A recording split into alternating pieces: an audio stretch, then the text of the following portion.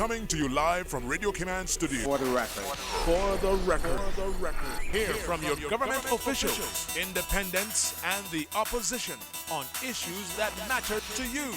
The record. Engage in an open dialogue between residents and lawmakers. For the record. The record. Informative, impartial, insightful. This is your talk show. 1-800-534-8255. Your calls, your input. This is For the Record. And now, your host, Orit Connor. Good morning and welcome to For the Record. Today being Monday, the 6th day of February 2016. I trust that you all had a great weekend. Beautiful weather, no rain, even though we certainly need it. Those mango trees that are blossoming and all of the other fruit trees, they need that water to help to get them going so we can have some healthy fruit in the next few months as well. I want to thank you for allowing Radio Cayman and by extension For the Record into your homes, into your vehicles as you traverse the roads of the Cayman Islands, into your places of work, whether it be an office cubicle or if you're working in the outdoors. For the Record is a show produced by the staff and management of Radio Cayman, and it is geared towards keeping you abreast of issues as they arise and play out on the local, regional, and international scene. I am your host, Orit Connor, and you're welcome to join me every Monday, Wednesday, and Friday from 7:30 a.m. until 9:30 a.m. Our phone lines are always open, and there is always someone there waiting to take your calls. Normally, it's that beautiful radio voice of Miss Susan Watson. You can call us on our toll-free number provided courtesy of Flo. That toll-free number is 1-800-534-8255. You can also call us on 949-8037 and 949-6990. Of course, if you don't like to talk on the telephone, you can email us at For the Record. That is one word, For the Record, at candw.ky. February, the month of February, many people have birthdays this month. I guess the last part of January and into the month of February, that's they're born under the sign, astrological sign Aquarius. I don't want to call names because I'll miss a lot of people, but one stands out, and that's former MLA and former Minister Mr. Ralston Anglin. He had a birthday yesterday, and I want to wish him a belated happy birthday, even though I did send him a WhatsApp wishing him a happy birthday as well. And today, of course, the Honorable Robert Nestor Marley, his birthday today as well. The late, yes, Robert Nestor Marley, his birthday today as well. And he certainly is an international icon, and his music lives on. Yes. I don't know if either one of these two ladies has a birthday today, but to be certainly... Do you know what?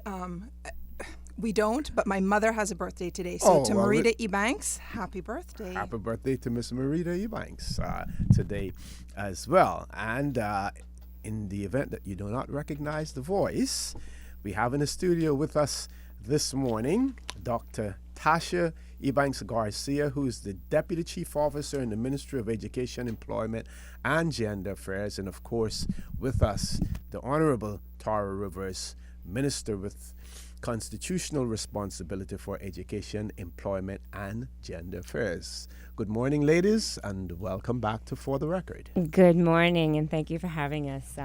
This is not my birthday today, but obviously it is my birthday month. So Okay. So to all the fellow persons born in February, happy birthday. And yes, I hope we have a productive new year and the beginning of our new year when it comes. Certainly. Thank you. Tell us what you want to talk about this morning, Minister, and how are things going within your ministry? Well, I think we are definitely making great progress on a number of fronts. Today, primarily would like to focus on the progress made as it relates to employment and employment initiatives, and looking at the work that has been done and the strides that have been made and that is still ongoing as it relates to the NWDA and other programs and mechanisms that we've established, that we've implemented, that we've developed, and that we've launched, and that we're actually starting to see real success from as it relates to getting and helping people not just access employment, but maintain employment and progress within their employment prospects to form career options and career opportunities. And looking from, we can talk about some of the things that we've been focusing on from the compulsory school age, so before students even leave high school, formal high school, and then obviously the tertiary further education, vocational education, and then again the kind of retraining and retooling programs that is run for the more mature persons in the community who might either be looking for career change or looking to have to make an adjustment because of circumstances that may have been beyond their control, such as redundancies or others.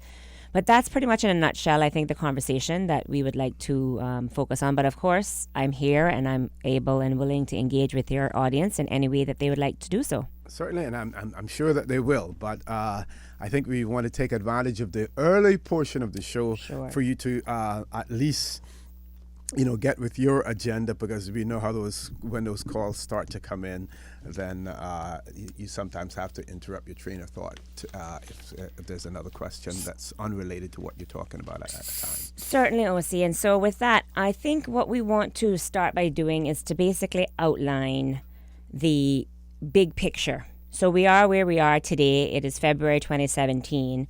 But all of the kind of initiatives, the programs, the outcomes that we're starting to see that have been coming pretty fast and furious over the last year, 18 months, really started in earnest since we got elected in May 2013. So as I've said on a number of occasions, one of the first agencies as minister that I've visited, actually the first agency that I visited as minister on my tour of the various responsibilities that fall under the Ministry of Education, Employment and Gender Affairs, was the National Workforce Development Agency. And as we know, when we took office, we were at the highest level of unemployment ever in our history in the Cayman Islands, coming off of the 2012 labor force survey showing that unemployment amongst Caymanians in particular was 10.5%. We'd never had a statistic that high before, and so the country as a whole was very sensitive to the fact that employment and unemployment in particular was a concern and that we needed to address as a government. And so certainly the agency, as I said, that I spent my first interaction with and to see exactly what was happening, how we could address some of the challenges that I knew that existed, just doing my own research in preparation for the campaign, so to speak, before getting elected, and then looking at how we can move it forward in as effective and as efficient manner as possible. So we focused on three phases of addressing unemployment in the country. The first being research, second being strategy, developing the strategies then based on the information that we obtained, and the third being implementation, putting actions in play to actually address it. Sometimes we did all three simultaneously. Sometimes we did things in a kind of sequential manner. So as it relates to the NWDA in particular, though, that is definitely an agency where we got in early.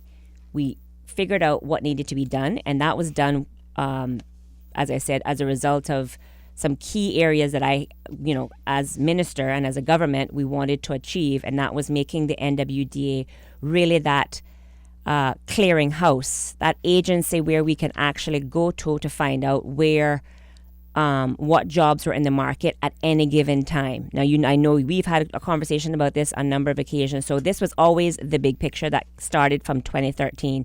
I know that we've had a number of conversations, and I've seen a number of conversations indicating that this may have been a new initiative that was brought forward most recently by members of the opposition or otherwise. But actually, this is something that was being worked on from day one. And so one of the first things that the agency tackled was looking at how the system worked, the database. The database was manual when we took office. Persons that wanted to actually register with the NWDA to indicate their availability for work had to do so by physically coming into the office, by submitting paperwork. It was very manual. It was very inefficient.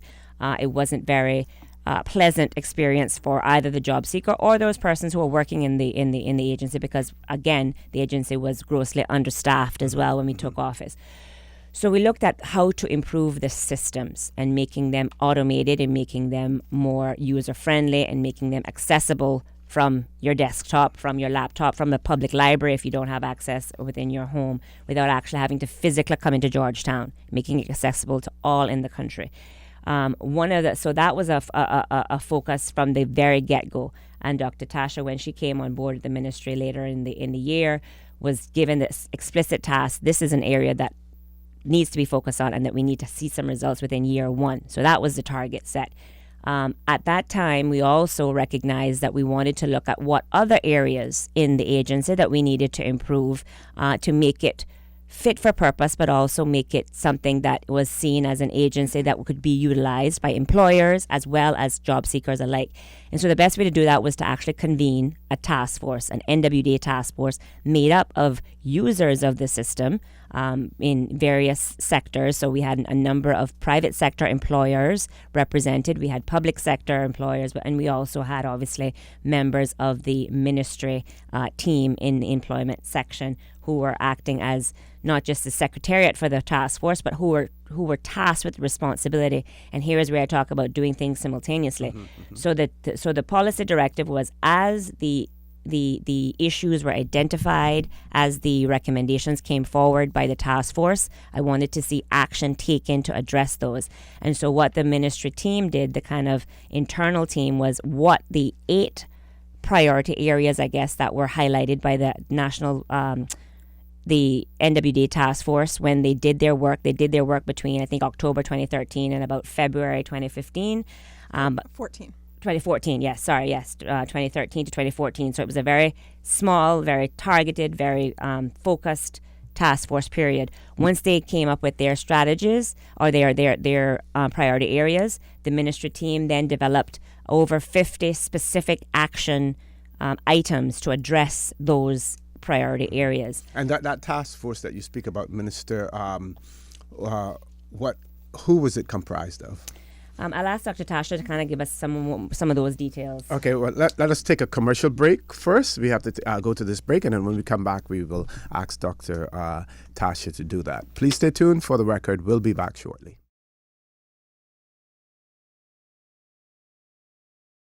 Good morning and welcome back to For the Record, where I have in the studio with me this morning the Honorable Tara Rivers, Minister responsible for Education, Employment and Gender Affairs, and Dr. Tasha Ebanks Garcia, who's the Deputy Chief Officer in the Ministry. We also have one caller on hold, so we're going straight to the phone lines.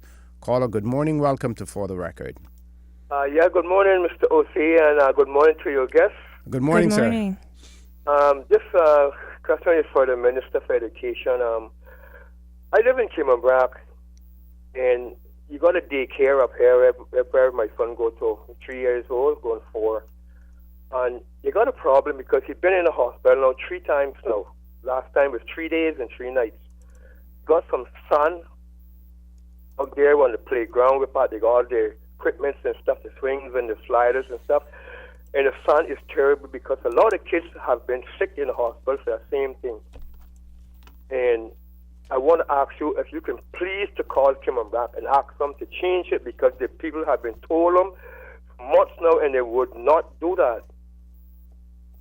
Please, I ask you, please ask them to change that stand there. Mm-hmm. And caller, you said efforts have been made to address it directly there, and you've been unsuccessful? Yes, an effort was made at the admin building, and I've been unsuccessful because nobody won't do anything about it. Okay, Minister. Thank you for your call, caller. The Cayman Brac, the daycare center is actually run, or I guess administered by the Ministry of District Administration. So I certainly will pass on your concern to the chief officer there at the District Administration Ministry and ask them to look into the matter as you've requested. Very much. Have a nice day. You're welcome. Thanks for calling. Okay. Dr. Tasha, you were going to give us the participants, those who were in was it the steering committee? So it's it was a task force for NWDA that was set up in late 2013, and they wrapped up their work in early 2014. And the makeup of that task force comprised of 10 private sector representatives, and that included a representative from the Chamber of Commerce, from the Small Business Association. We also had a political representative and 3 representatives from the Cayman Islands government, which included Department of Education, including representatives from the NWDA and the Ministry of Employment. And I think the thing to note is that in that makeup, there is a large percentage of private sector representation. And what has been very important as we have engaged in the work over the past almost 4 years is that there is a great deal of collaboration with our key stakeholders, including the Department of Immigration, including our private sector stakeholders. And a lot of what has been done, a lot of the programs that have been developed in collaboration, primarily with the private sector, recognizing that the product, if you will, that we are producing, the training that we deliver, the unemployed persons or persons who are employed but looking to progress that we are working with, we are helping to build their skills and capacities for the labor market. And so working with the labor market ensures that we are then, producing, if you will, an end product that they want to purchase by way of hiring of our Caymanian employees. Okay, back to you, Minister. Yeah, so definitely, I mean, again, going back to kind of the overall and overarching policy priorities, one of the key policy priorities in all of the areas that the ministry is responsible for, kind of set by myself as minister and the government, is looking to strengthen these public-private partnerships. And so having and convening a task force that represented all of the key players, as was mentioned in the success of employment and employment initiatives, was critical from the beginning, from the get-go. So as I said, the ministry then developed these over 50 specific targeted action steps to address the concerns highlighted or the areas highlighted as areas of priority for focus by the task force. And I'm happy to say that by December 2015, and that's when we received the report from the internal audit. So what going back to the 3 kind of guiding principles: research, strategy, and implementation. What I wanted to know was we weren't going to just create a nice flowery document, a nice report that sat on the shelf. Action and implementation was critical to the entire equation. And so back in July of 2015, we requested an internal audit, basically to say, has the recommendations that have been put forward been actually actioned?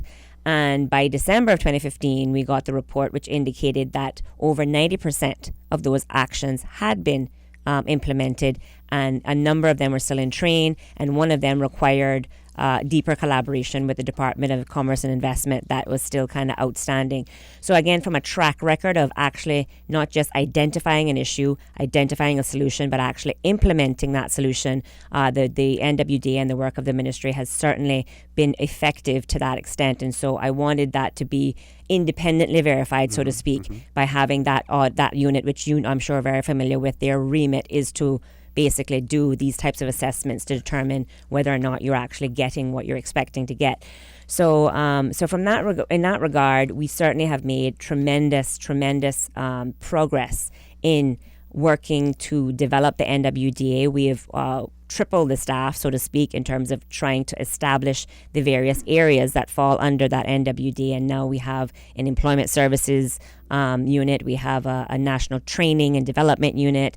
We have a unit that works specifically with ex-offenders, persons who are coming out of prison and transitioning back into the world of work.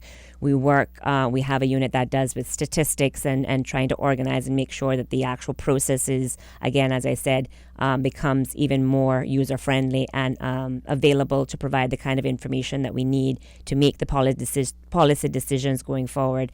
And we also have the Scholarship Secretariat, which falls under the remit of the NWDA, again, considering that Scholarship Secretariat main purpose is to administer the national kind of scholarship program that is facilitated by the Education Council, again going to workforce development. That's the purpose. And I'm happy to say also that from the scholarship side, since we took office, the number of scholarships have grown tremendously. When we took office, there was, I think, over 800 students who were on scholarship, and that's local as well as overseas scholarship. Okay. And by September of 2016, the latest count that I received is we had over 1,400 students who were on scholarship. Folks, I want to remind you that you're listening to For the Record. I'm your host, Oric Connor. My guest in the studio with me this morning, the Honorable Tara Rivers, who has constitutional responsibility for education, employment, and gender affairs. Also with us is Dr. Tasha Ebanks-Garcia, who's the Deputy Chief Officer in the ministry. Please stay tuned. For the Record, we'll be back immediately after the news.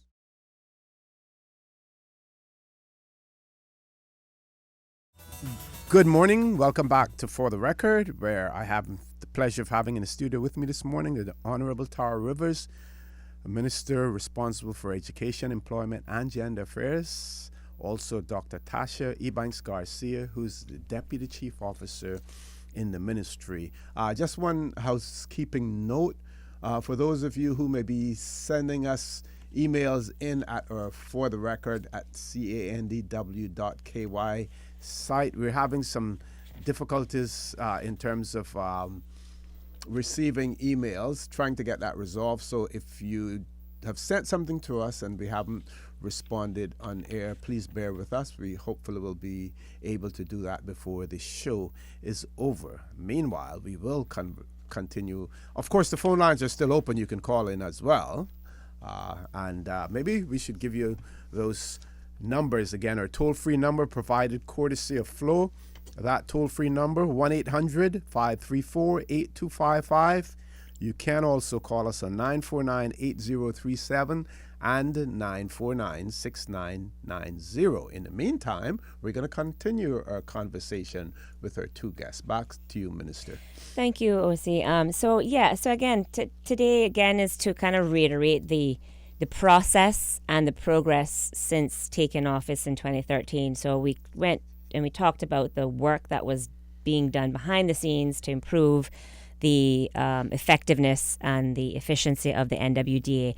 So by February of 2014, we launched for the first time an actual interface, an online interface with the immigration department. Mm-hmm. So making that a seamless transfer of information from the NWDA to the immigration department and the boards as it relates to persons who were registered with the NWDA and also employment opportunities which were registered and were being kind of recruited via that mechanism as well. So that was a big, giant step forward in our history because, again, as I said before, when we first took office, everything was manual. You actually had to have a physical representation at the board meetings and whatnot from the NWDA. And, of course, they were understaffed, overtaxed, and, of course, oftentimes, just information wasn't readily accessible if it's all kept manually in files, etc. So by creating this online interface where persons from the immigration department and the boards are able to figure out at any given point in time who is registered, what skill sets were available, what jobs are registered, that, as I said, was a huge leap forward, I think, from a country's perspective, and it certainly got us one step closer to developing this national clearinghouse for jobs that has always been the kind of big picture goal from the beginning. And so that was done. That was first launched in February 2014, and it has been tweaked. It has been amended based on feedback of the users ever since.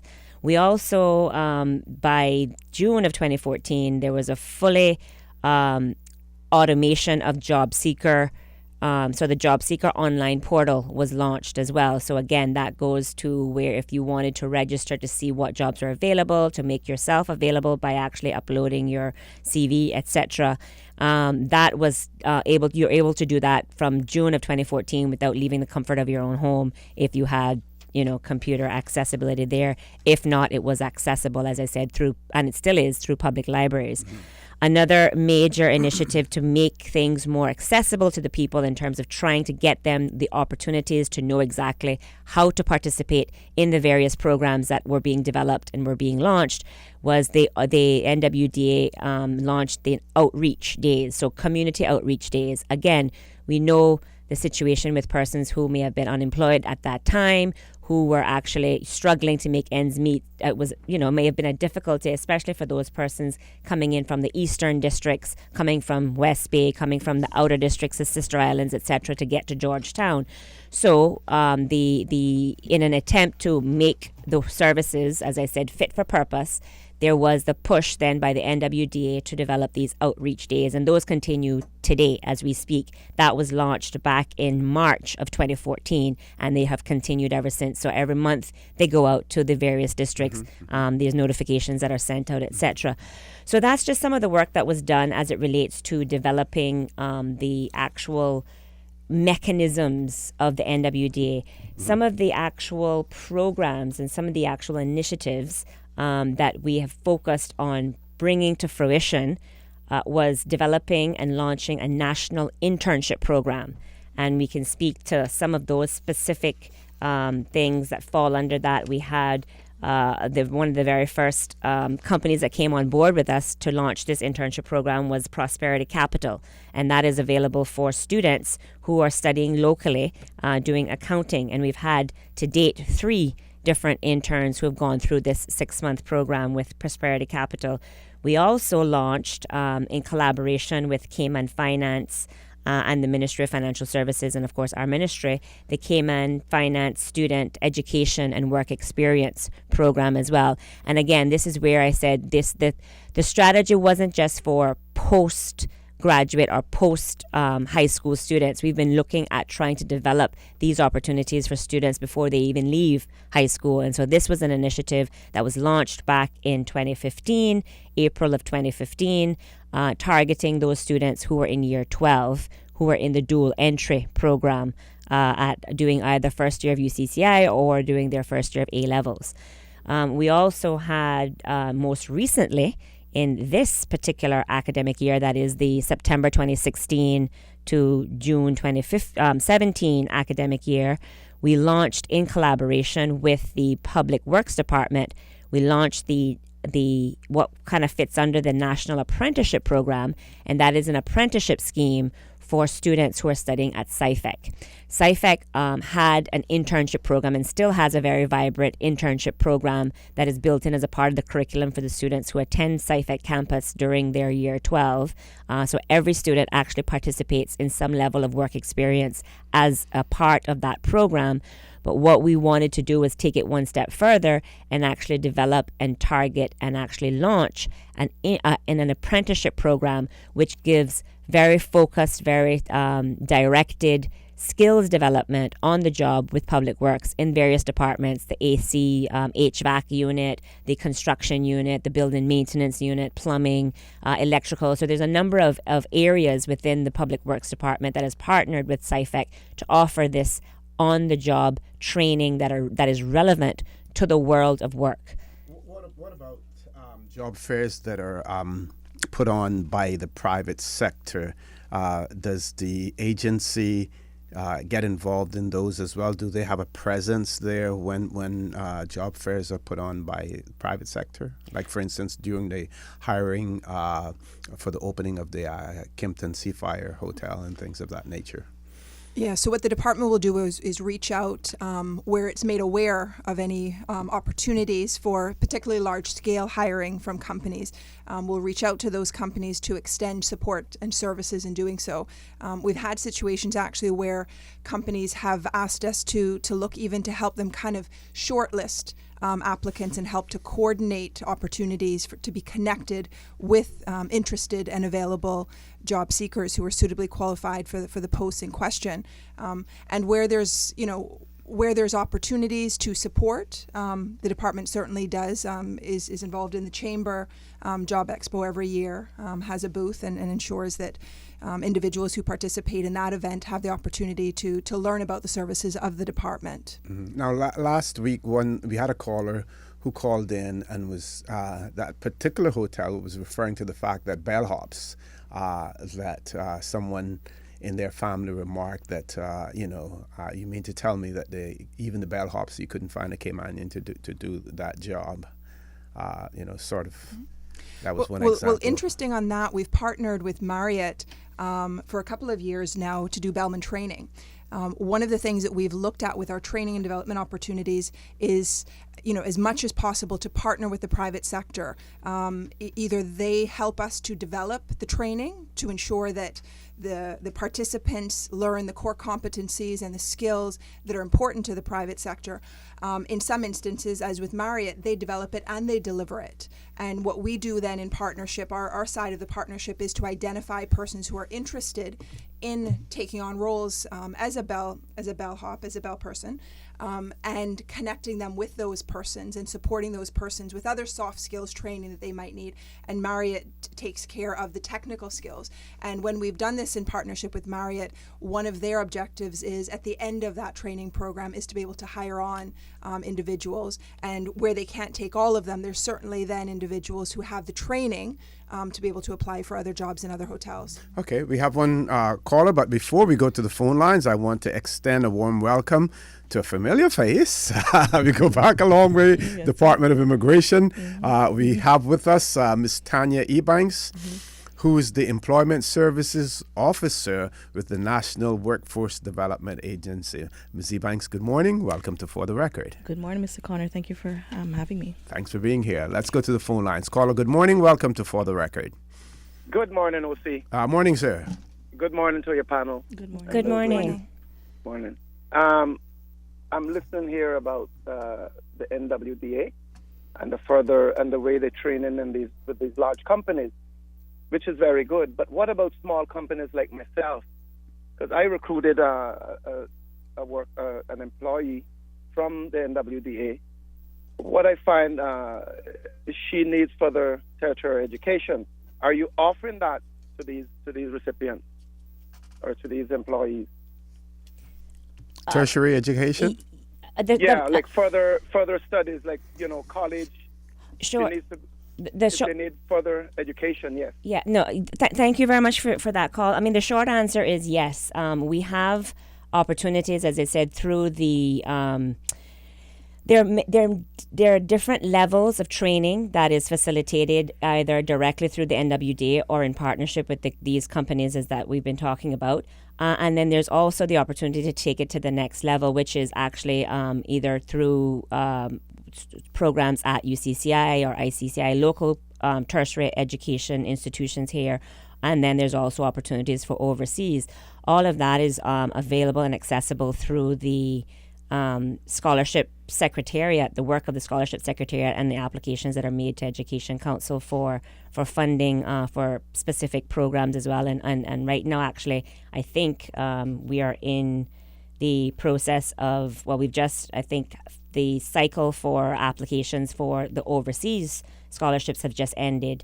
That ended on the 30th or 31st of January. But then we will be going into the cycle for the local scholarships for further studies, as the gentleman just indicated. And I think that starts a little later on in this year, either in March or I think that ends in April. So definitely look out for those opportunities. If you want more information, if you are someone that wants to further your studies either locally or overseas, if the program isn't available locally, then you must log on to the Ministry of Education's website, and then there is a specific link that takes you to all of that information. And I'll ask if there's anything else that the team wants to add from the NWDA's perspective. I think one of the things that's important and a gap that may be present that I think this caller kind of highlights is while there are deficits in skills or there's core competencies that need to be developed, further training that needs to take place, one of the challenges is knowing what that training is, knowing what opportunities are available, knowing based on my interests, my skills, my abilities right now, what is it that I need to fill that gap. And one of the services, and Tanya can speak more to it, that the employment service officers at NWDA provide is supporting people in addressing that gap. So when you register as a job seeker extended, you engage in an intake assessment that looks at your skills, your interests, your abilities, any barriers to employment, and some of those barriers are around training and development opportunities, and depending on where you want to go with your career, tertiary education may be a barrier. But the Employment Services Officer then can help you identify, well, based on where you want to go, here's a pathway that could support you in getting there. And if this is the pathway, here are the opportunities that you can avail yourself of that are available locally or overseas in order to address that gap. And as Minister said, it may be training that's offered through the NWDA, training that's offered in partnership with our local business partners, or it may be going to tertiary institutions and doing certificate, diploma, associates, bachelor's, master's level training. It is available, funding is available, but the first thing to know is where do I want to go, and then how do I get there? And that's the work that Tanya has been doing for a couple of years with the NWDA supporting people. So that caller who called in, if this show wasn't here for him to ask that question, where else could he or his employee go to obtain that? Could he go online to obtain information in terms of how do I further pursue my educational studies or what, Ms. Tanya? That would be correct, depending on which pathway would be the one that individual will need to pursue. They can come to us, or they can go to the scholarship website. There's people that are looking to advance their A-levels. They could be simply wanting to do a certificate in accounting or a secretarial certificate, legal certificate, anything of that nature. So depending on which one they wish to pursue, the NWDA offers workshops as well. So if they're looking to improve their resume, if they're looking to, get a little brush up on interviewing skills, those are the sort of, half-day, one-day workshops that they can do with us as well. We also have launched supervisory training, so if they want to go that route, they can pursue that through the NWDA. And from time to time, we offer the specialty courses such as QuickBooks and color accounting. So we do offer those initial type of training within the NWDA, but because the NWDA also encompasses the scholarship secretariat, that is definitely a route that they can go, and they have a website that has all that information. Okay, we have one caller on hold. We're going to ask that caller to hold tight with us for a few minutes. I would like to say a few seconds, but it's going to take a little longer than that. We're going to take a commercial break. When we come back, we're going straight to you, the person who's holding on. Please stay tuned for the record. We'll be back shortly.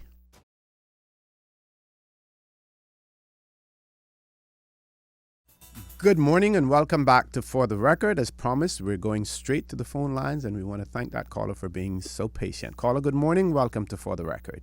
Hi, good morning to everyone. Good morning, ma'am. Good morning. Yeah.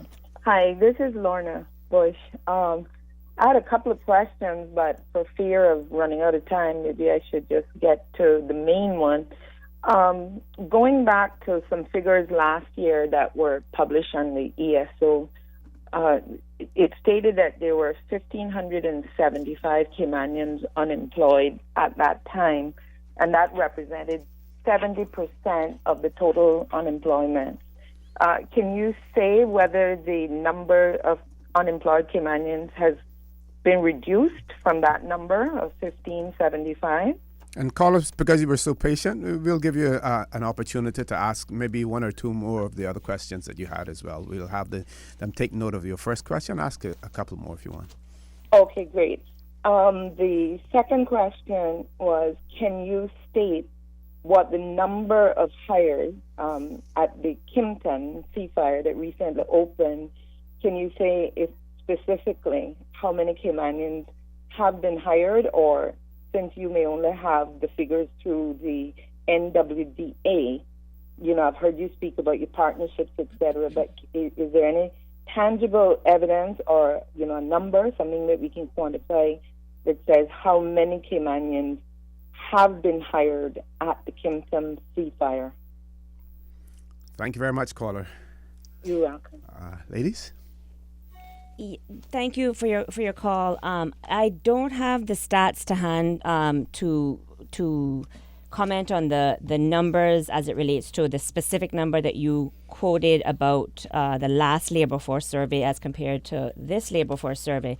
But what I can say is from the statistics, the statistics as it relates to Caymanians and the unemployment in Caymanians has gone down since last year.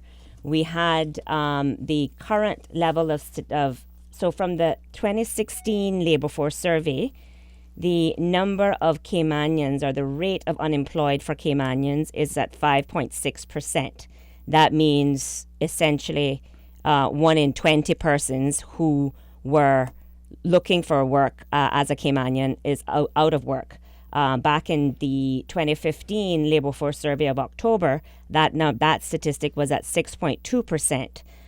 Again, that was higher than what it is now.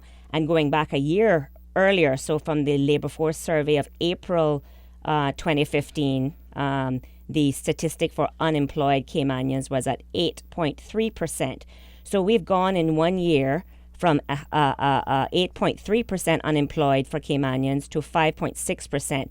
So that indicates, and again, that's a percentage of the entire workforce. So so that's an indication that the numbers have certainly improved in terms of actual unemployed persons finding work.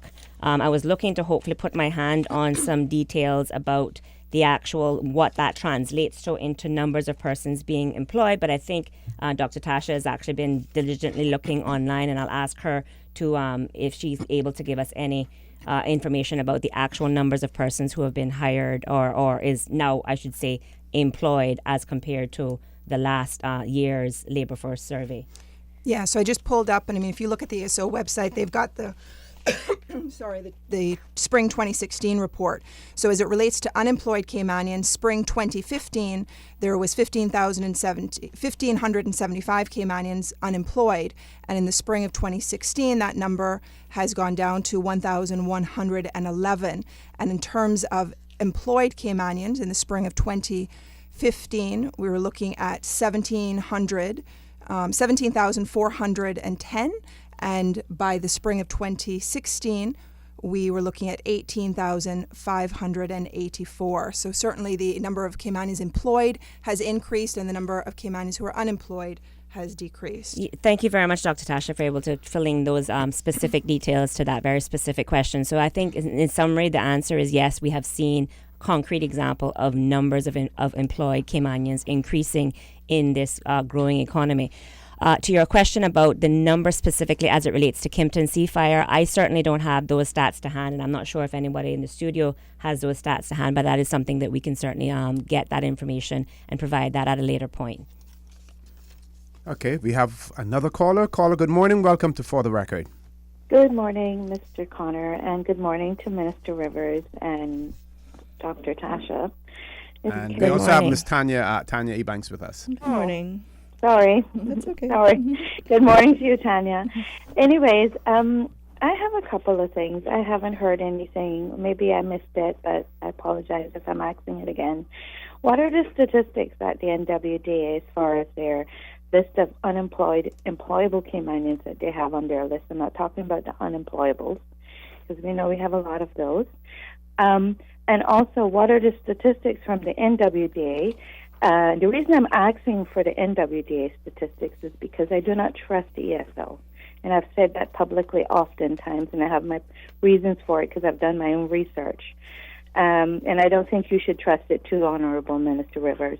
Anyhow, that's your opinion, or your prerogative. But as a civilian out here who's done a lot of research on unemployment of employable Caymanians, I can assure you that you should do your own individual statistics on that. As far as the NWDA is concerned, I would like to know how many Caymanians they have placed in permanent positions.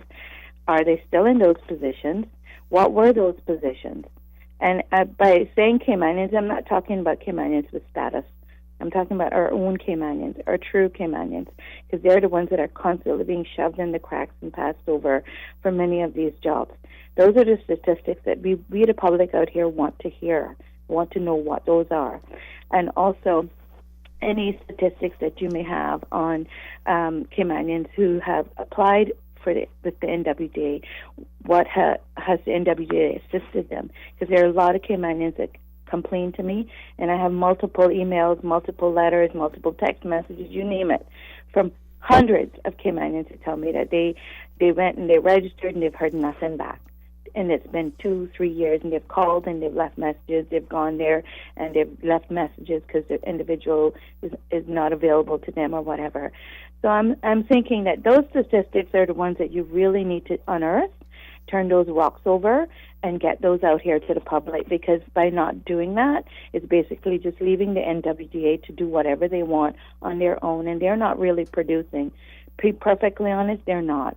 My husband and I registered with them, and they never assisted us. So I'm just giving you that from me personally, my experience, plus the multiple amount of Caymanians who have told me of the exact same experience. And I think there's some bias going on there and prejudice going on there that really needs to be addressed, Minister Rivers.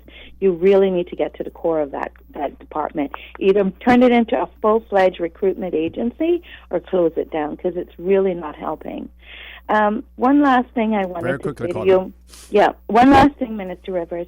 I would hope that your ministry would take it upon themselves to issue a letter of, to the parents of the children of the Sir John A. Primary School in West Bay that got very ill. And in addition to a letter of apology about their illness, they should also be sent to get proper screening medically to address that they do have issues relating to mold exposure from the multiple amount of different illnesses that several of those children was involved in. I think that's the least that our government should extend to the parents of those children, is to get their children medically checked and to give the parents a letter of apology for not being truthful to them in the very beginning. I know it wasn't your fault. I know it's been there for a while. I'm just saying that you need to clean up the act of those that came before you. Thank you very much, caller. Thank you very much. Folks, I'm going to give you all an opportunity to get your figures together and stuff like that. We're going to take a commercial break. When we come back, you will be able to respond to those last two callers. Please stay tuned for the record. We'll be back shortly.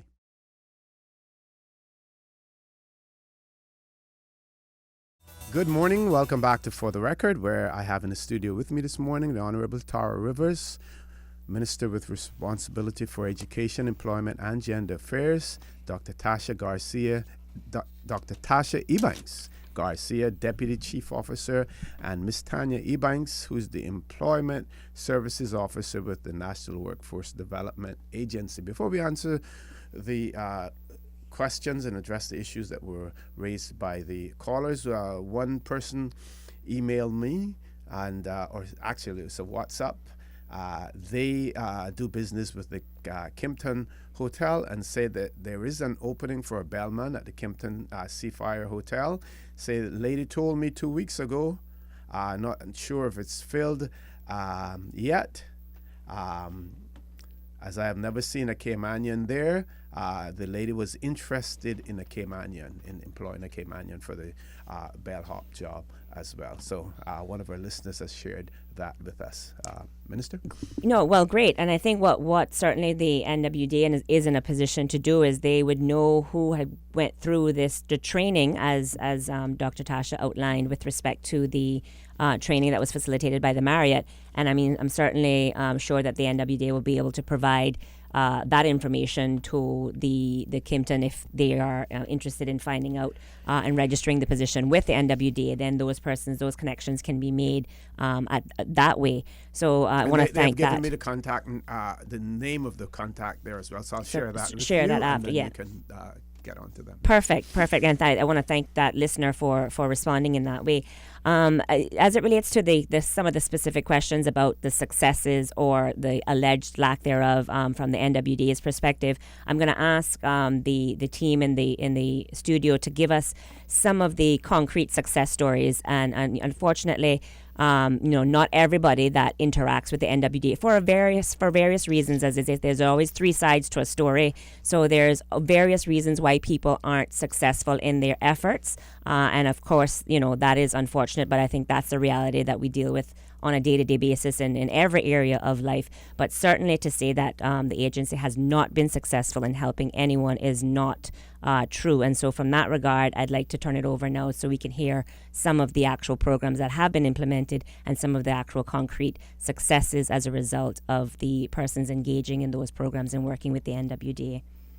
So as Minister has shared this morning, since 2013, the ministry and the department, the NWDA, has taken a view of looking at what they deliver, refining, enhancing, to ensure that the product that they deliver, that the agency is fit for purpose and is able to serve the people of the Cayman Islands. So to that end, we value any feedback, and every time I've come on the radio, I've said, if you've got feedback, comments, suggestions, opportunities that we could explore, please share them with us. And we've been very grateful that a number of our private sector partners, our businesses, as well as our job seekers, have reached out to us and shared their comments and given us constructive criticism and feedback, and helped us to identify opportunities.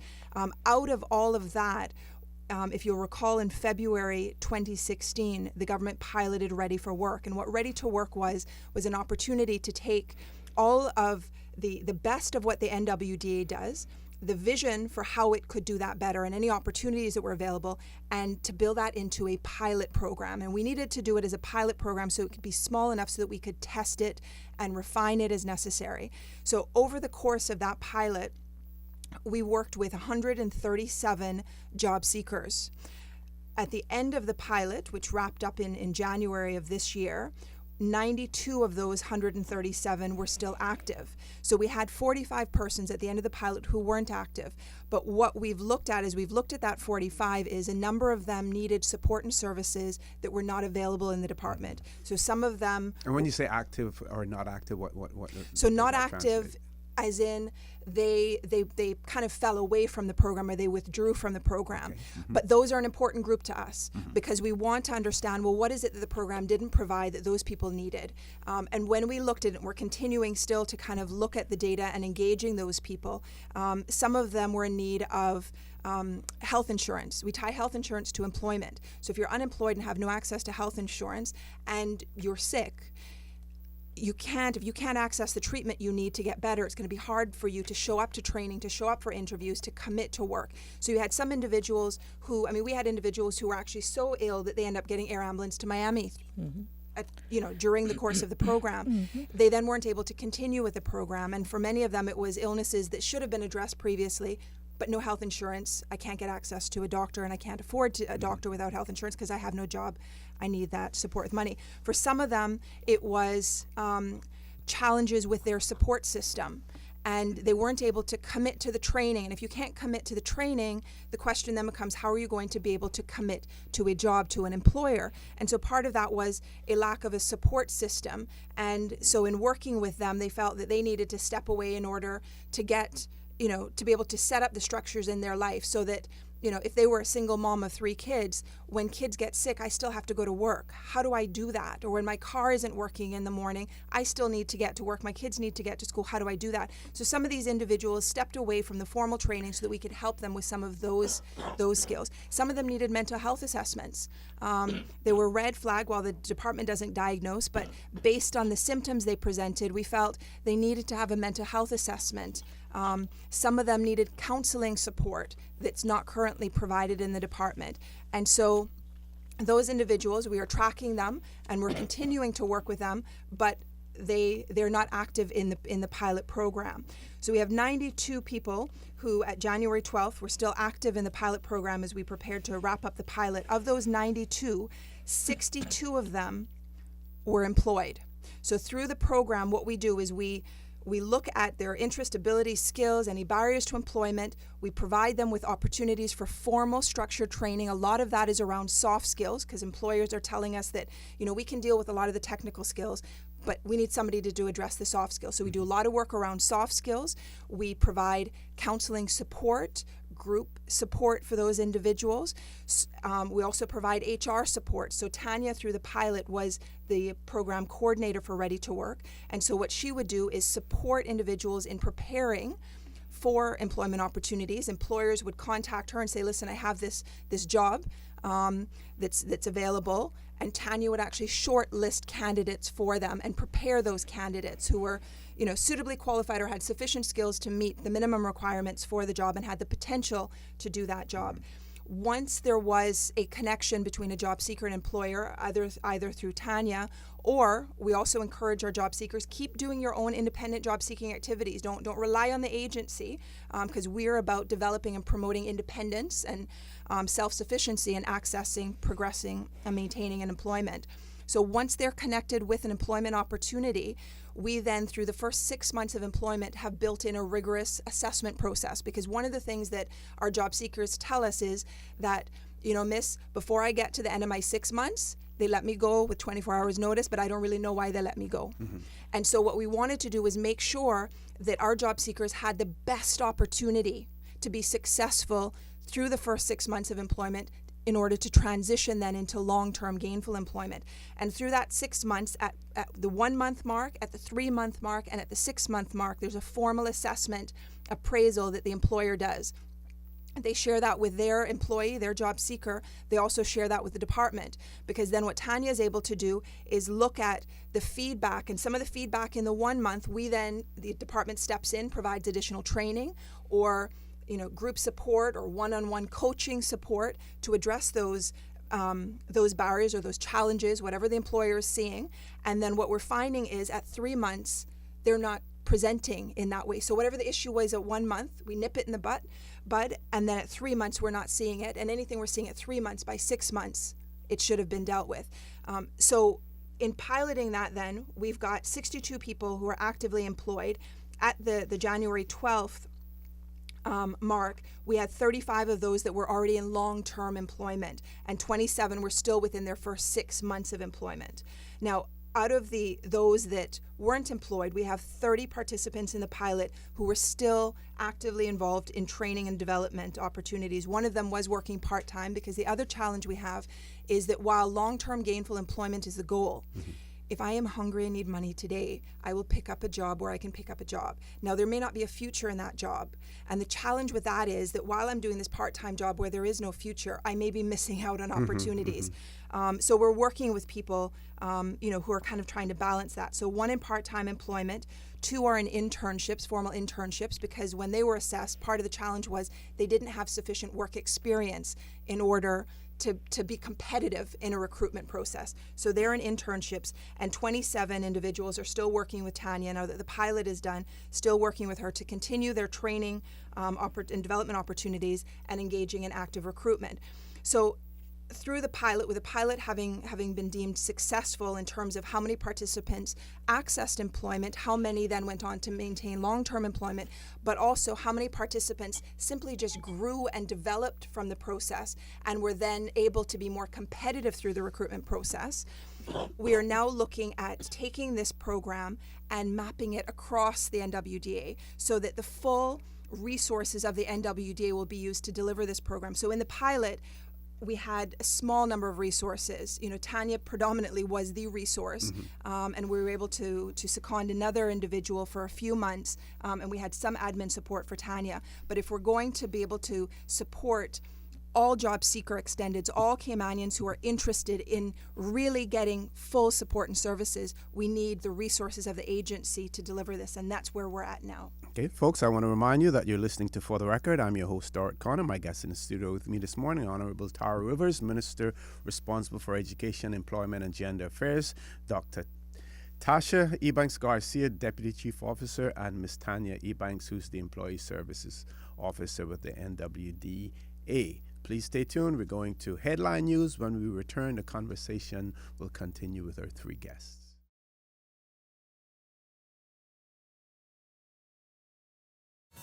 Good morning and welcome back to For the Record.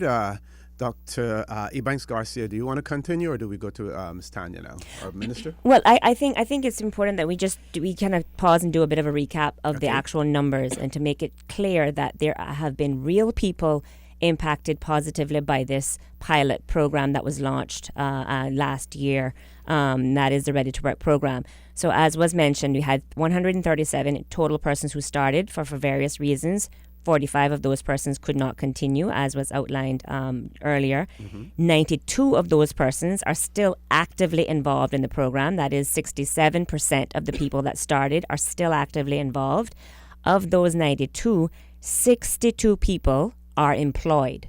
And I think that is a statistic I want people to realize and really let resonate, because the claim that nothing is happening and no one is getting employment and no one is being helped is simply not true. Since the beginning of this program, 62 people that were previously not employed are currently employed.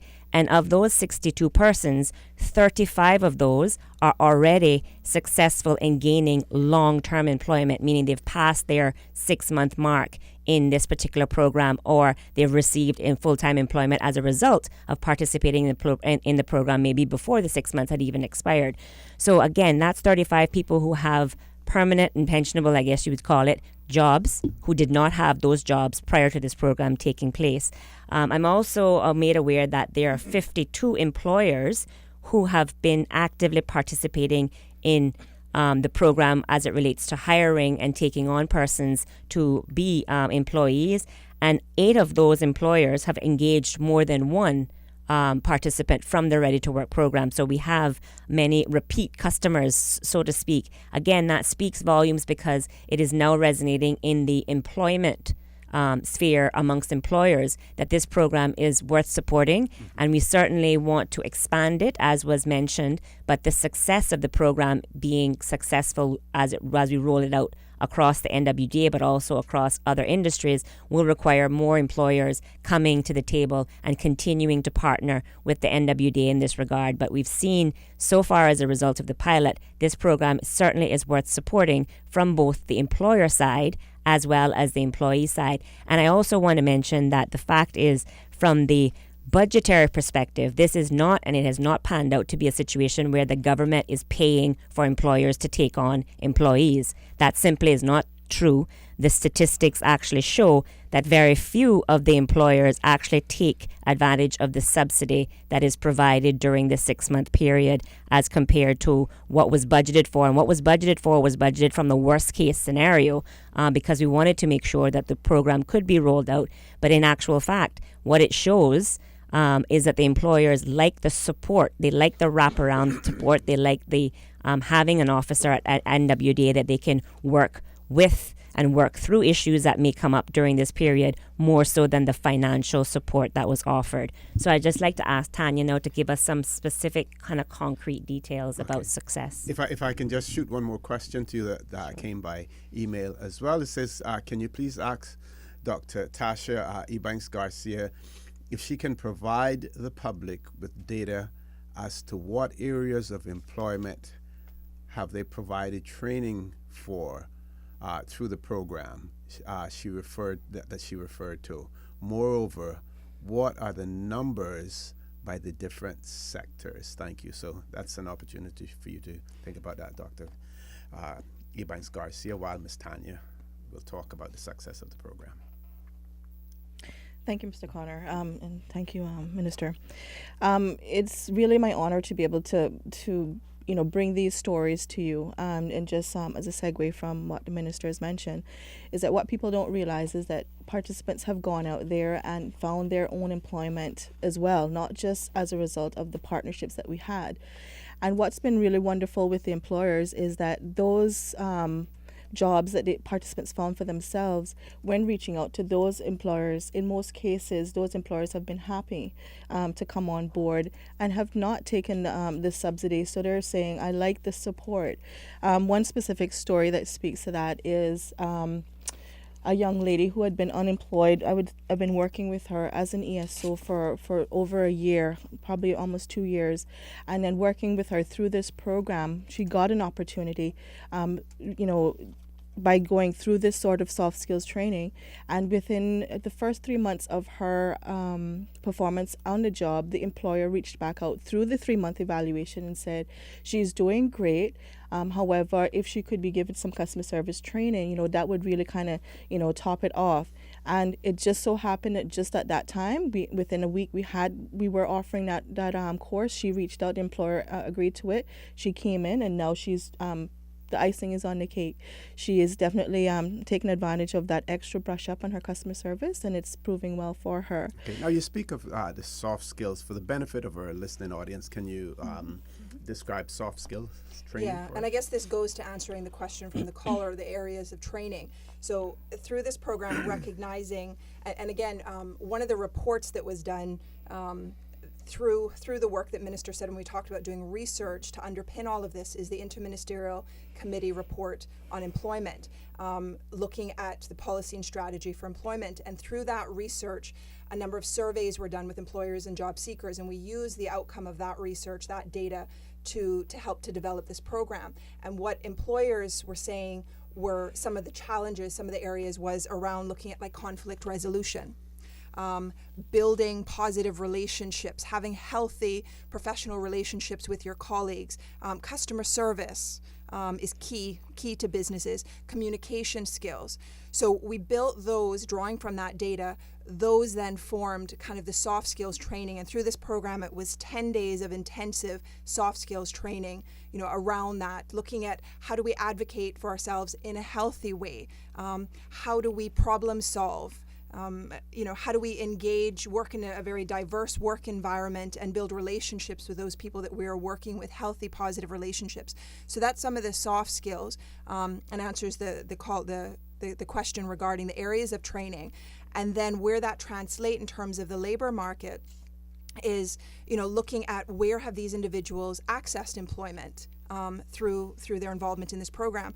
So we have individuals that are placed in the financial industry. CIBC has a couple of individuals through the program. Office Supply has worked with us very closely, has taken on a number of individuals. Companies like Polar Bear was with us right from the beginning and really helped through the consultation to help to shape this program as well, giving us lots of positive, constructive feedback. They have taken on a couple of individuals. Sportport, Margaritaville, the Cayman Islands Government Computer Services Department has taken on 2 individuals that came out of this program.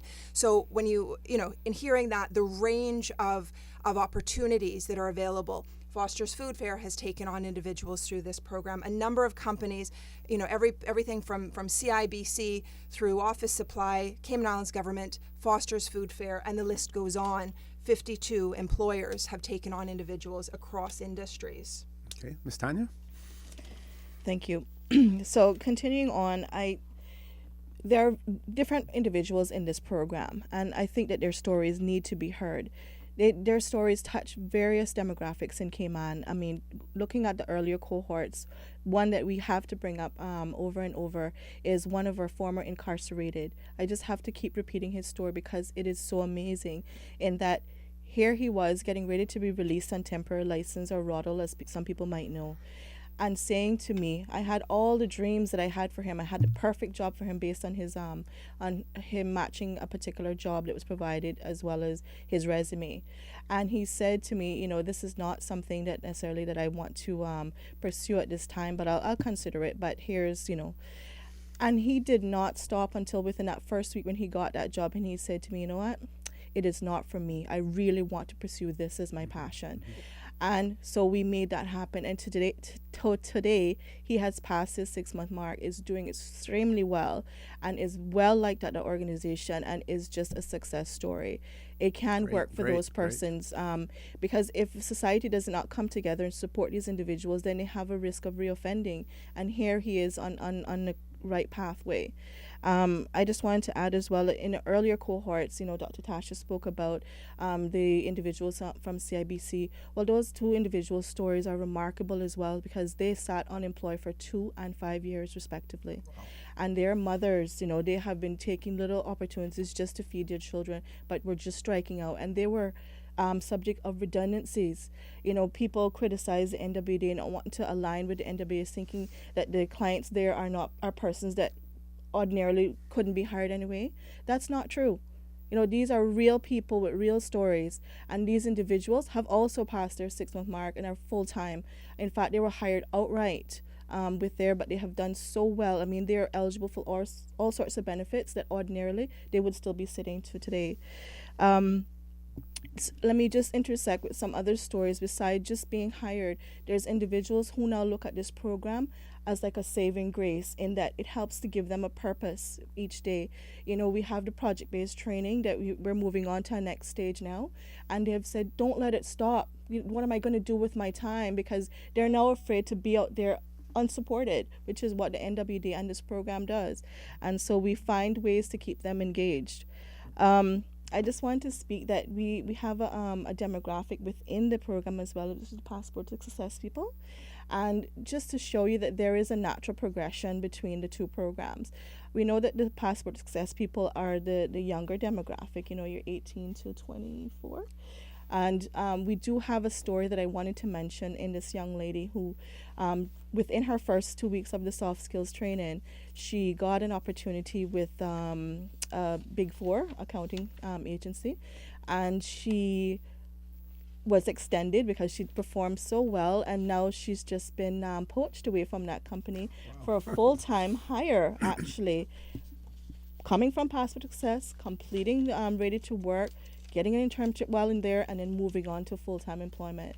So if that doesn't say that something is working along the way, then I don't know what else that we can do. You know, I have many stories, but I just wanted to mention two more, and that is for those persons that are working towards technical qualifications. We also have a young man who had actually went to school and got a 2-year technical qualification and came back and was working actually just in the family's business, you know, just to make money. It wasn't what he wanted to do. So he was prepared to step away from that opportunity to commit to the program to see what we could do for him. Well, he's been taken on with a large established organization in Cayman that offers him a pathway. He's gone in entry level, but he's finally going to put into use his technical qualification by taking a lower level position, but a pathway has been mapped out for him. And he has also passed the 6-month mark and is doing very well. In fact, I'm having to chase the employer down to let me have his information just so that we can, you know, confirm everything. And then one last story, if I may, is also for a returning Caymanian, a Caymanian who was overseas for over 5 years, who decided to return home. They always wanted to come back home, but they went to pursue their bachelor's degree. And they reached out before returning home and saying, you know, I want to make sure I come back to something because I've heard the stories, you know, that I could come back and sit for months, maybe a year without employment. So we said, well, the first thing you do is you need to register, which she did from online, which you can do. And she came right into the program within the second week of her soft skill training. She had been given an interview and was hired by the end of that period. And now she's moving on to her 3-month mark. With a bachelor's degree, returning Caymanian. Thank you very much for all of those success stories, Ms. Tanya. We're going to take a commercial break now. When we come back, I want to ask the minister, how do we combat this perceived stigma that people may have in terms of the National Workforce Development Agency, and how do we highlight all of these successes, and how do we restore confidence in the National Workforce Development Agency so that prospective employees as well as employers are attracted to that organization. Please stay tuned for the record. We'll be back shortly.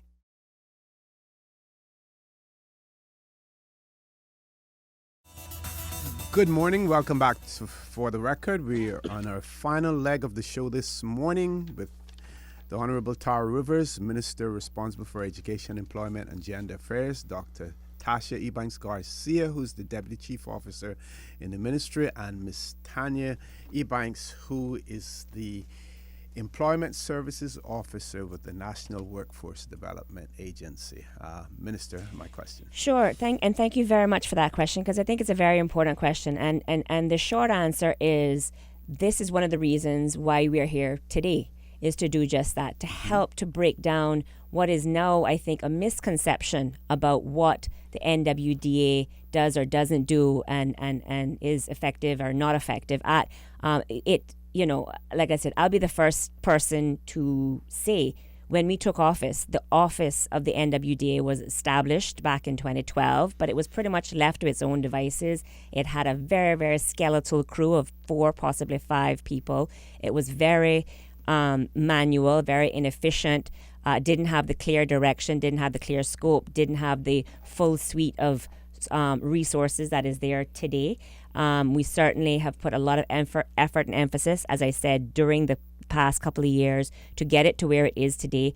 And we intend to continue to build out the agency as and when the needs continue to arise. We've been very proactive in addressing this and budgeting for in the national budget. When we've actually, one of the first budgets we did do, we increased the resources of the NWDA from then, and we will continue to do so as and when needed by either working collaboratively with other agencies, which we didn't get to really touch on too much in today's conversation, but that's certainly one of the strategies that we've done. But in terms of raising the profile, what and I'm glad you asked that question, because I have already asked, and I know work is already being done to this effect. I've asked the NWDA and the ministry team to now put together these testimonials by the persons themselves, to be able to put that out on CIGTV, be able to put that out on radio, be able to put that out on their Facebook page.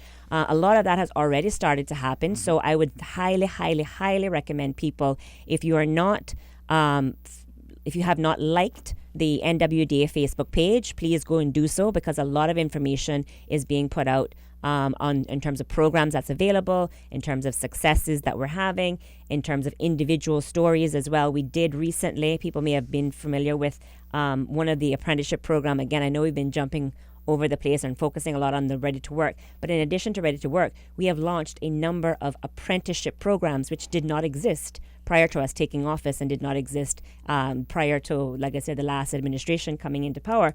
And so what we have done is we've focused on delivering on a campaign mandate, and certainly it was a big campaign mandate of mine, and now we're able to say that we've got apprenticeship programs in the construction field, both for those high school students, as we talked about the PWD partnership, which was just launched this past academic year, and also we have with a company called Tweed Construction, a young man by the name of Kieran Watler. He's doing very well, and his story is actually, we're not going to be able to, have time permitting, get into that today. But if you log on to, or if you like the NWD Facebook page, or even the Ministry of Education, Employment and Gender Affairs Facebook page as well, you will see there was a GIS spotlight that was done on the Tweed Construction program, and you'll hear the glowing remarks that the individual has gotten from his employer himself. And I think actually Dr. Tasha may have those words so we can hear from that. But certainly there will be some more of those testimonials coming forward through the various social media, but also through, as I said, through hopefully CIGTV. And the task has already been given, and I've just been given an update that a number of these testimonials have been recorded, and we will be able to see. So again, it gives people the confidence to know that, you know, the NWDA is there to work with them. Is it perfect? No. But is any agency perfect? No. But what they are willing to do is they're willing to work, and they're willing to adapt, and they're willing to work with individuals as best as possible. But it is and willing to listen. And willing to listen, because again, this is why we're here, and this is why we continue to do what we can to try to get the message out, but also work very closely with employers as well as job seekers in trying to improve the quality of their experience. And it is something that I, will continue to be, as long as I'm privileged to have this position to do so, I will continue to be very active in driving a lot of these initiatives and driving a lot of these programs and successes. And I think as a government, we are very proud of where we are to this point, but we know more work to do, but we've shown that commitment, and we've shown that demonstrated maturity to support what may have existed prior to, but also build out, flesh out, and develop new effective programs going forward. So, and just to share this quote, say this is a happy note to finish the show off on, as well as we prepare to wrap up. So this is coming from Alan Laidlaw, the owner of Tweed Construction, and it's about 21-year-old Caymanian Kieran Watler, who's one of 17 applicants who applied for this apprenticeship spot. And at the end of his 3 years, Kieran will be a marble and granite tiling technician. So Alan Laidlaw had this to say after 6 months of Kieran being with his organization. We chose Kieran because he had no previous experience in this field, so we could teach him the proper techniques and skills from the beginning. We started him off with a 35-hour work week, but we increased it to 40 hours because we were so impressed with him and his work ethic. He gets to work at 6 a.m. for an 8 a.m. start. Wow. Everyone likes him. He is a pleasure to work with. He wants to learn every aspect of the business, and he wants to learn to do it the right way. His attention to the details is remarkable, and we could not be happier. Great. One of our listeners wanted further explanation of soft skills in sort of layman's terms for them. Sure.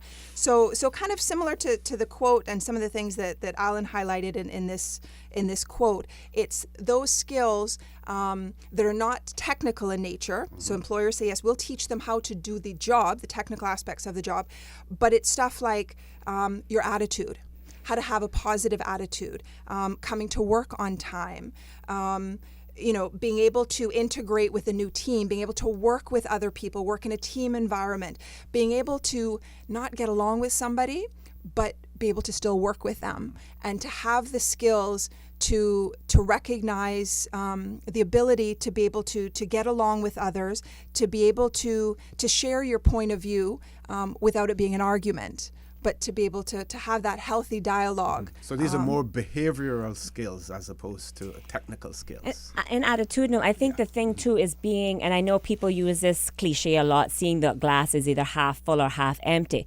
But really your view, your perspective on success will determine your success. If you are, completely focused on the negative and what is not going right and what should be done and what you feel powerless to do, then chances are that is the kind of attitude that will be perpetuated. That's the kind of result that will be perpetuated as well. It's so trying to shift that focus on what you can't do or what is not going right to what is going right, what you can do, and where you are seeing improvement. So I think that type of, those are the types of, and work ethics.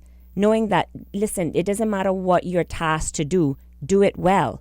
Do it to the best of your ability. Show that you are interested and you're enthusiastic, even if it means shredding paper. Mm-hmm. You shred that paper to the best of your ability. Somebody will take notice. And that's the kind of attitudinal type of adjustment that I think many people need to make. Yep. Now, your attitude will determine your altitude. And I think that's another great adage. Exactly. And I think, we have some very hardworking people, and I think we're able to capitalize on that through the program as well.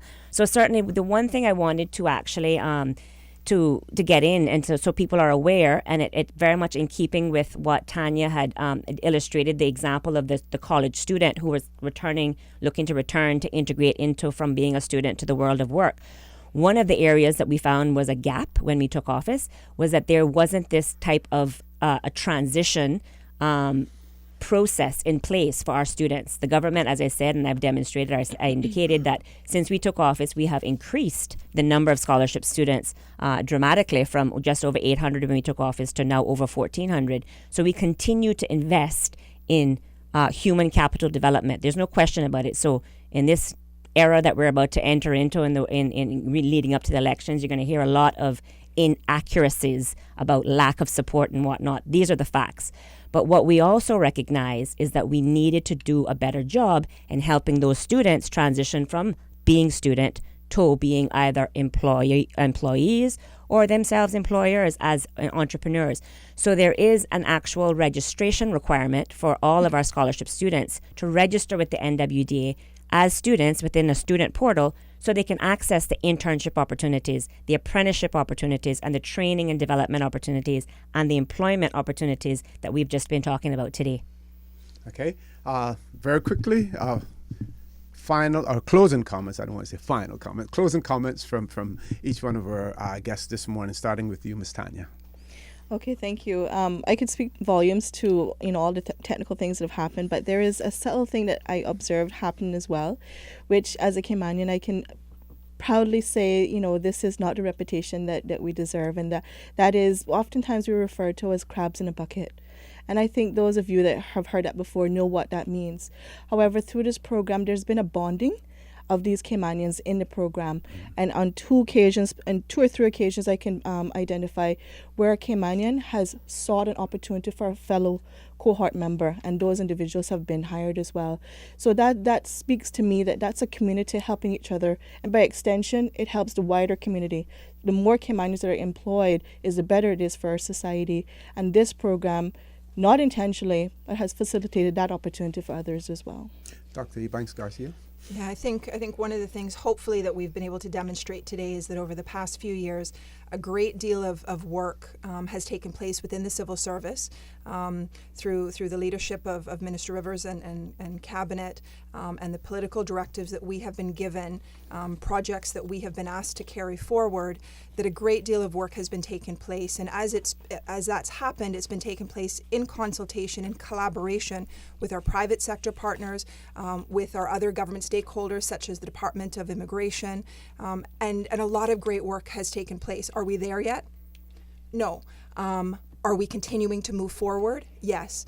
And I think as we continue to partner together, work, with job seekers, with employers, and with other government agencies, we will continue to address this problem, and we will continue to make strides forward. And I think what we will see, as we have seen for the past couple of years, is the number of unemployed Caymanians going down and the number of employed Caymanians going up. And the next thing we want to look at tackling then is the progression of Caymanians in the labor market, because it's great that we can get in there. It's great that we can maintain our jobs, but we want to progress. Yes. And that's the next thing. Minister?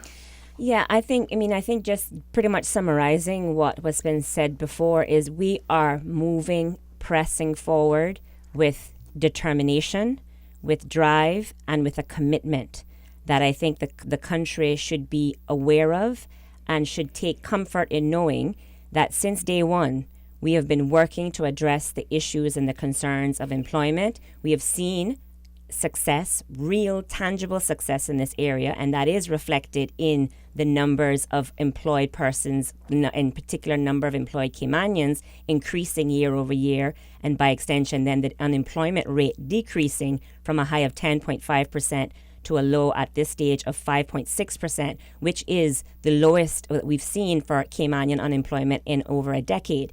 And so this trend I want to also highlight has also been reflected in the number of unemployed persons amongst young people. We know that the youth population in any country, the most significant concern for unemployment as it relates to a group is amongst young people, but we've also seen a significant drop in the number of unemployed young persons as well, going from a high of 24% in fall of 2013 to at just 10% in the spring of 2016. So that is, again, a halving of that unemployed rate in just several years since we've been in office. Again, that means that we have more young people who are looking for employed. This is an area, again, we're also focusing on making sure that those training opportunities that somebody called in earlier was not just made available, that they know how to access it, and there are different training opportunities. We didn't talk about it today, but one of the key things that we're trying to put forward is targeted professional development courses, such as the Wine School 3 partnership that we have for training bartenders to get the actual skills, but also the qualifications to be able to compete in today's very specialized world in some of the very high-end restaurants, especially that we have here on island. So we've been very targeted, we've been focused, we've gone about it in a very methodical way. We've done the research, we developed the strategies, and we've demonstrated that it's more than just doing the talk. We've put things in action, and so we've actually walked the walk to try to address these concerns, and we've seen results as success as a result. So again, as a government, we've been very determined, we've been very focused, and we've also done so with a political maturity that has been lacking for a very long time. We didn't come in and throw the baby out with the bathwater. We built on what was there, we continue to improve upon it, and we look forward to continued success in the years to come. Okay, I want to thank you three ladies for being here on the record with us this morning. I also want to thank our listening audience, those of you, whether you're in your home or if you're in the outdoors, if you're traveling in your vehicles, for allowing Radio Cayman, and by extension For the Record into your homes as well. I want to say another happy birthday to Sarah Sue. That is Mr. Graham Rankin's daughter. Her birthday today as well. I'd get in trouble and I wouldn't be able to live it down if I didn't mention that. He would probably want to talk about all the 6 allows that I get if I didn't mention that as well. I also want to remind you that we are our brothers and our sisters keepers. There is always someone out there who's less fortunate than we are, and I ask you to extend a helping hand to them. If you can't do that, then I suggest you donate to a worthy charity, because we always want to consider those who need, not necessarily those who want. I say to you, have a great day. Continue to support your radio station, Radio Cayman. Join Sterling Dwayne Ebanks at 12 noon for Talk Today. Enjoy a wonderful day, and as usual, we ask the good Lord to continue to bless these 3 wonderful, beautiful Cayman Islands. And Mr. Victor Cromley will be guest hosting for Sterling Dwayne today as well. So make sure that you join him, make him feel at home, very comfortable, and call in to help him along as well. Those calls help to push the show along, but also provides vital feedback that our listeners out there want to hear as well. Again, thank you. Have a great day. Informative, impartial, insightful. This is your talk show. 1-800-534-8255. Your calls, your input. This is For the Record.